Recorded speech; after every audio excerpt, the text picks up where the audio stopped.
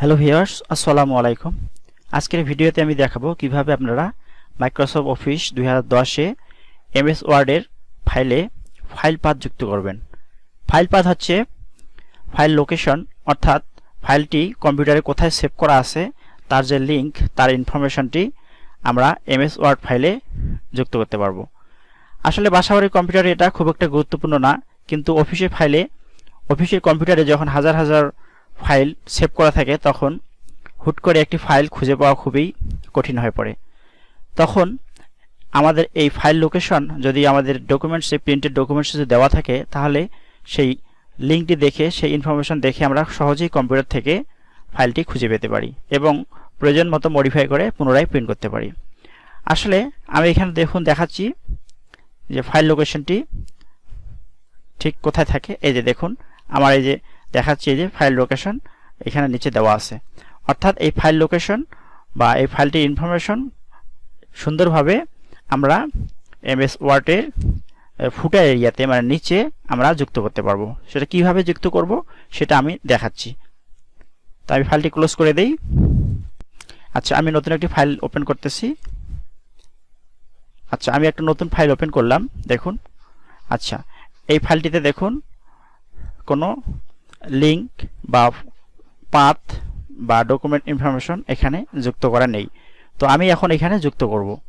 তো এই জন্য আমরা শুরুতেই এই যে উপরে যে মেনু বার আছে, এখান থেকে আমরা ইনসার্ট মেনুতে ক্লিক করব। আচ্ছা, আমি ইনসার্ট মেনুতে ক্লিক করলাম। ইনসার্ট মেনুতে ক্লিক করার পর আমরা যুক্ত করব কোথায়, ফুটারে নাকি হেডারে? এখানে দেখুন দুইটা অপশন আছে, হেডার, ফুটার। তো আমরা হেডারে যুক্ত করলে ফাইল পাথ, মানে ফাইলের ইনফরমেশনটা উপরে দেখাবে, আর যদি ফুটারে যুক্ত করি তাহলে পাতার নিচে দেখাবে। তো আমরা ফুটারেই যুক্ত করি। আমি ফুটার ইয়াতে ক্লিক করলাম। আচ্ছা, এরপর এখানে ফুটারে কয়েকটা ডিজাইন আছে, আপনারা চাইলে যেটা ডিজাইনটা ভালো লাগে সেটা নিতে পারেন। তো আমি প্রথমটাই নিচ্ছি, ব্ল্যাঙ্ক, এটা আমি নিলাম, এটাতে আমি ক্লিক করলাম। আচ্ছা, এরপর দেখুন এই যে ওপরে এখানে একটা অপশন আছে, দেখুন কুইক পার্স। এই যে কুইক পার্স একটা অপশন আছে, এই অপশনটাতে আমরা ক্লিক করব। আচ্ছা, এরপর তৃতীয় যে অপশনটা আছে ফিল্ড, এই ফিল্ড লেখাতে আমরা ক্লিক করব। আমি ফিল্ড লেখাতে ক্লিক করলাম। এরপর এখানে আরেকটি যে পপ আপ শো করছে, ইন্টারফেস আসছে, এখান থেকে আমরা ফাইল নেমে ক্লিক করব। এই দেখুন ফাইল নেম, এই ফাইল নেমে আমরা ক্লিক দেব। এরপর এখানে কোনো কিছু দরকার নেই, আমরা সরাসরি এই পাশে দেখুন যে ফিল্ড অপশন, এখানে যে চেক মার্ক আছে, চেক বক্স আছে, এখানে আমরা টিক চিহ্ন দিয়ে দিব।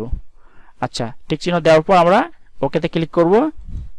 আচ্ছা, দেখুন আমার এই যে ফুটার এরিয়াতে দেখুন সুন্দরভাবে আমার ফাইল লোকেশন বা ফাইলের ইনফরমেশনটি সুন্দরভাবে এখানে চলে আসছে। এখন আমি ফুটার এরিয়াটা ক্লোজ করে দিব। আচ্ছা, আমি ক্লোজ করলাম। এখন দেখুন আমি দেখাচ্ছি, দেখুন আমার এখানে ফাইল লোকেশনটি সুন্দরভাবে আসছে। দেখুন সি ড্রাইভে আছে, তারপর দেখুন এই ডেস্কটপ, লেসন প্ল্যান, ডক্স সুন্দরভাবে চলে আসছে। তো এভাবে প্রত্যেকটা পাতাতে কিন্তু এই ফাইল লোকেশনটা শো করবে। দেখুন আমার 3টা পাতা আছে, এই ডকুমেন্টসের 3টা পাতাতেই শো করতেছে। তো এভাবে আমরা আমাদের পিসিতে বা ল্যাপটপে এমএস অফিস 2010-এর আমরা ফাইল লোকেশন বা ফাইল ইনফরমেশন আমরা যুক্ত করতে পারবো। এখন কথা হলো, আপনাদের যদি এটা যদি আপনার দরকার না হয় বা আপনার দরকার নাই বা আপনি এটা দেখাতে চাচ্ছেন না, তাহলে এটা রিমুভ করবেন কিভাবে? এটা রিমুভ করা খুব সহজ। আমরা আগের মতোই ক্লিক করব ইনসার্ট মেনুতে। আচ্ছা, ইনসার্ট মেনুতে ক্লিক করার পর আমরা ফুটারে যুক্ত করছিলাম, এই জন্য ফুটারে ক্লিক করব। আচ্ছা, ফুটারে ক্লিক করার পর এই যে একেবারে নিচে দেখুন রিমুভ ফুটার, এই দেখুন রিমুভ ফুটার আছে, এই রিমুভ ফুটার লেখাতে আমরা ক্লিক করব। হ্যাঁ, দেখুন রিমুভ ফুটারে ক্লিক করছি, এখান থেকে ফুটার এরিয়াটা চলে গেছে। এরপর আমরা সেভ করব। তো আমি এটা এখন আনডু করে দিচ্ছি।